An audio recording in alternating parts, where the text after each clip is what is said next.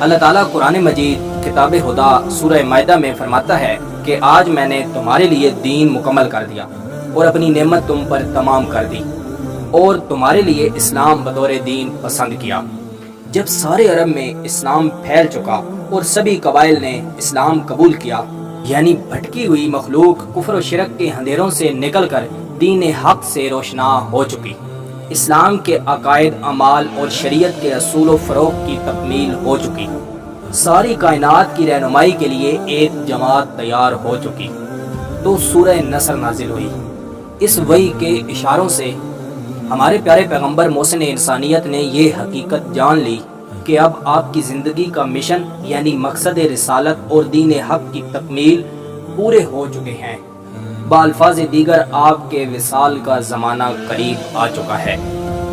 اس لیے ہمارے پیارے پیغمبر نے ارادہ فرمایا کہ عرب کے مسلمانوں کے لیے خصوصاً اور ساری دنیا کے لیے عموماً اسلام کی شریعت اور اخلاق کے تمام بنیادی اصولوں کا اعلان کیا جائے۔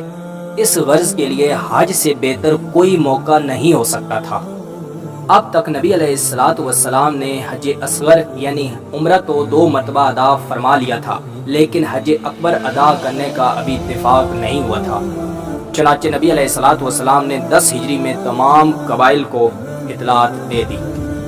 یہ خبر جہاں جہاں تک پہنچی، لوگ مدینہ آنا شروع ہو گئے اور مدینہ سے باہر خیموں کا ایک عظیم شہر آباد ہو گیا۔ اس حج کو حجۃ الوداع بھی کہتے ہیں، کیونکہ رسول اللہ صلی اللہ علیہ وسلم کا اس حج کے بعد وصال ہوا۔ اسے حج اکبر بھی کہتے ہیں، اس لیے کہ اس حج کے تمام ارکان نبی علیہ السلام کی موجودگی میں حتمی طور پر قائم ہوئے۔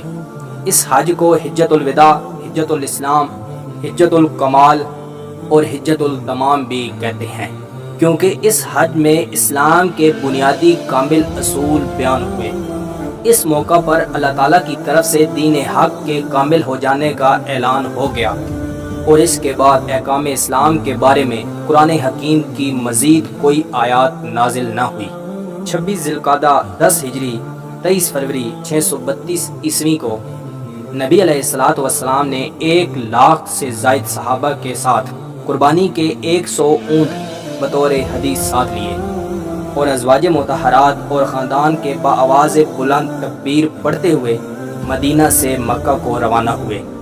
دوسرے روز ہمارے پیارے پیغمبر محسن انسانیت اور تمام مسلمانوں نے احرام باندھا۔ اس کے بعد ہمارے پیارے پیغمبر قصوہ پر سوار ہو کر بلند آواز سے تکبیرات حج ادا فرمائیں۔ تمام مسلمان بھی آپ کے ہم آواز ہوئے۔ ہر تعریف، ہر نعمت تیری ہی ہے، تیرا کوئی شریک نہیں۔ اے خدا تیرے سامنے حاضر ہیں، تیرا کوئی شریک نہیں، ہم حاضر ہیں۔ ہر تعریف، ہر نعمت تیری ہی ہے، سلطنت بھی صرف تیری ہے۔ اس وقت انسانوں کے ہجوم کا یہ حال تھا کہ جہاں تک نظر جاتی تھی، آگے پیچھے دائیں بائیں انسانوں کا دریا نظر آتا تھا۔ نبی علیہ السلام لبیک فرماتے تھے تو تمام مسلمان بھی لبیک لبیک کی صدائیں بلند کرتے۔ اس مقدس کارواں کے ساتھ راستے میں ہر جگہ سے لوگ شامل ہوتے گئے۔ 3 ذی الحجہ 1 مارچ 632 عیسوی کو آپ صلی اللہ علیہ وسلم صرف پہنچے، جو مکہ سے 6-7 میل پر ہے۔ دوسرے دن 4 ذی الحجہ کو اتوار کے دن غسل کر کے مکہ میں داخل ہوئے۔ کعبہ پر نظر پڑی تو فرمایا، اے خدا اس گھر کو اور زیادہ عزت دے۔ زائرین حج نبی علیہ السلام اور آپ صلی اللہ علیہ وسلم کے صحابہ نے زیارت کعبہ کے بعد حجر اسود کو مس فرمانے کے بعد بوسہ دیا، پھر کعبہ کا 7 بار طواف کیا۔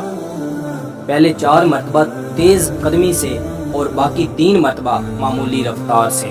طواف سے فارغ ہونے کے بعد مقام ابراہیم پر 2 رکعت نماز ادا کی، پھر کوئی صفا پر تشریف لے گئے۔ وہاں سے کعبہ کو دیکھا تو فرمایا، خدا کے سوا کوئی معبود نہیں، اس کا کوئی شریک نہیں، تمام تعریفیں اسی کے لیے ہیں، وہی چلاتا ہے، وہی مارتا ہے اور تمام چیزوں پر قادر ہے، کوئی معبود نہیں مگر خدا واحد۔